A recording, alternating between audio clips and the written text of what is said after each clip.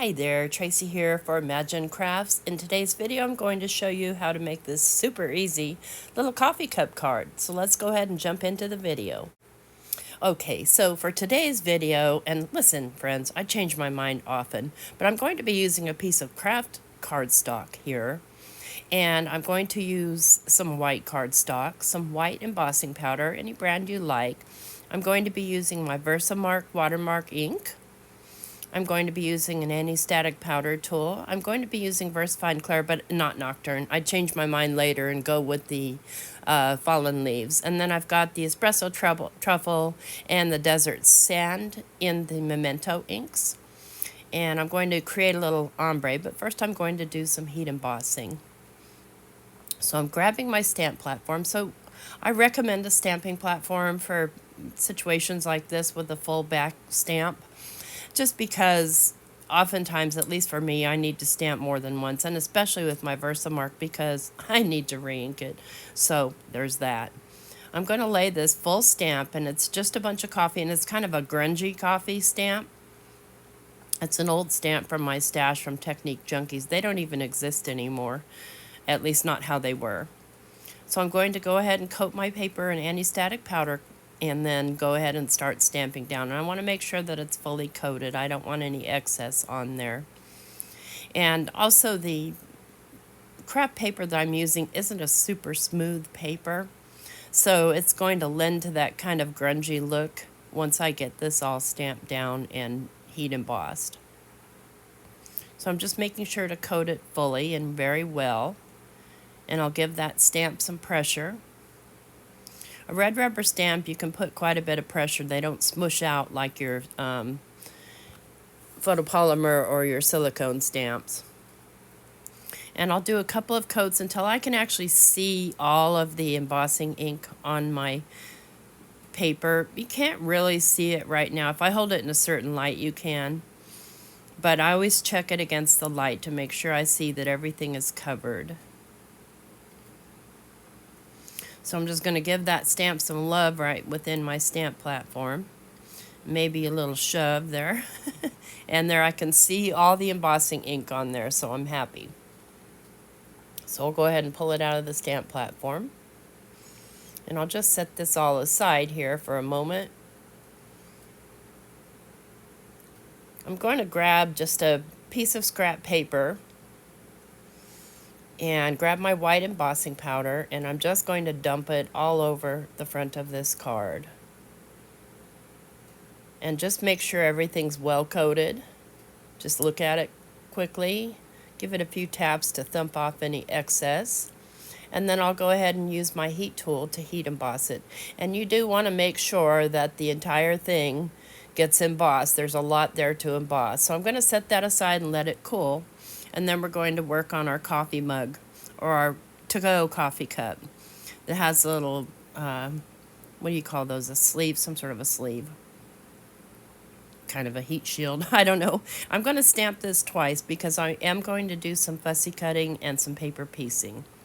It's real simple to fussy cut this though. It's not like a super delicate flower. I would fussy cut that too, don't get me wrong, but I'm trying to make this an easy video for y'all.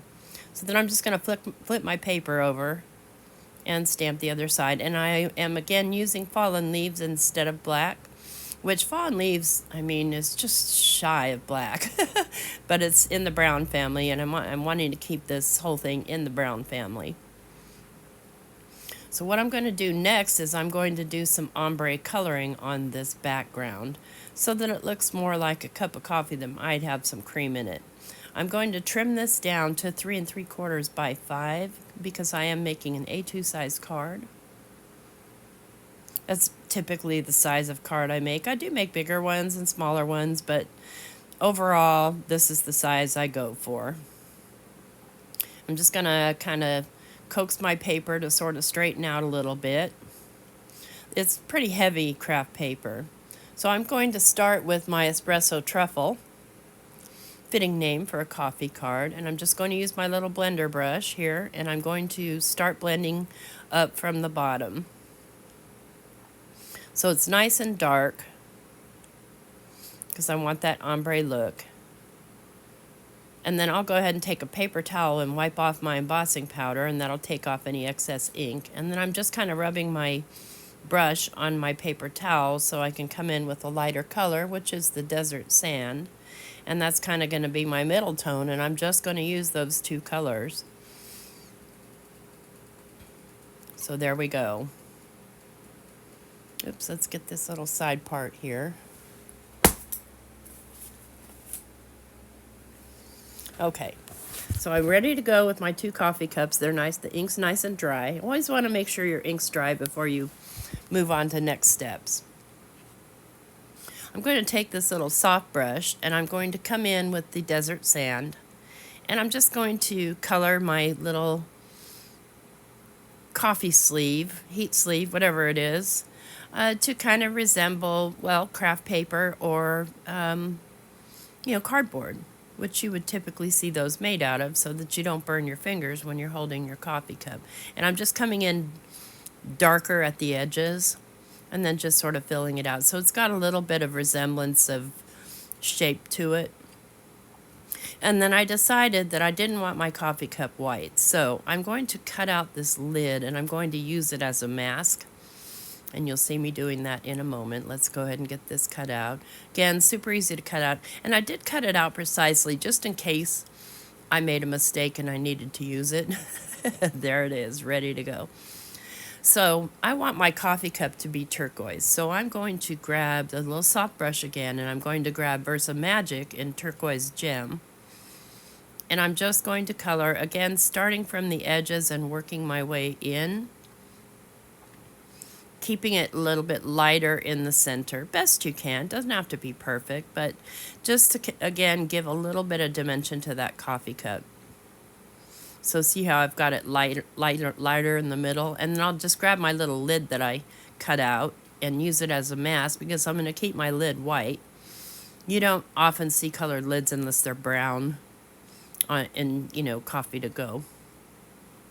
So I've got that all colored up. I'm going to go ahead and fussy cut these parts out. So what I'll be doing is gluing this bottom part onto, or this sleeve right down onto the coffee mug, which will also give it just a tiny bit of dimension, because this is some 110-pound cardstock.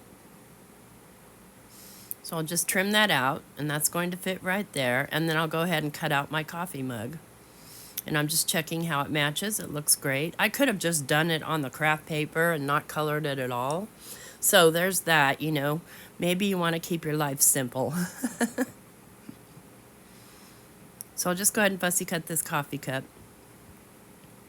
And I wanted to make, I know I've done for you guys, I've done some kind of complex projects. I wanted to do a simple one for you today, just because, I don't know, as the holidays approach, or the heat of the summer, or whatever the reason, we're all really busy and sometimes don't have time to do all the complex crafty things.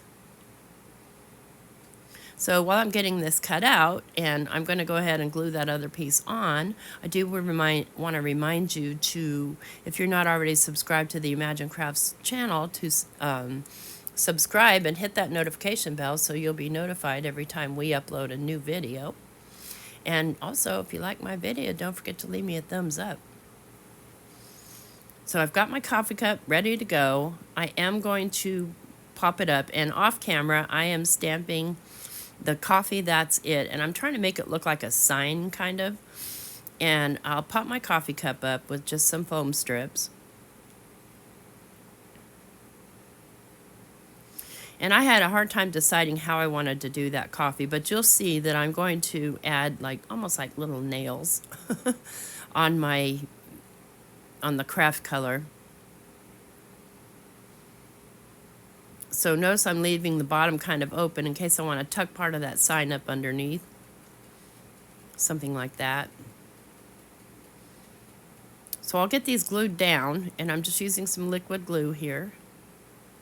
And I believe this is my PVA bookbinding glue. It's what I typically use. The price is right. I'll lay this down, and then I can glue my coffee sign straight down. Make sure I've got that centered. Even though it's catty corner, I want it centered, catty corner it in the center, if that makes any sense at all. And then I can tuck part of that sign right up underneath that coffee mug. And then I'm going to grab some embellishments from my stash. I've got some little brown hearts and I've got some little coffee beans. So you could decorate that cup as fancy or as not fancy as you want. I went pretty simple with mine. So I'm going to try and zoom in here for you a little bit, and I'm going to just, as if these were nails, I'm going to glue a heart in each one of the corners. And I'll grab my little pick tool here and just pick up a heart and glue it down. And I'm not worried about the glue mushing out because it will dry clear. You don't want too much mush, but a little bit of mush won't never hurt anybody. So lastly, I'm going to do the coffee beans. Let's pour these back in their little container. And I'm just going to glue 3 coffee beans onto the sleeve of the cup as if that's the coffee company's symbol or logo or whatever. And I'm using the large ones. And I'll have everything I use listed in the description box below. And that's going to finish the card, friends. Super, super easy.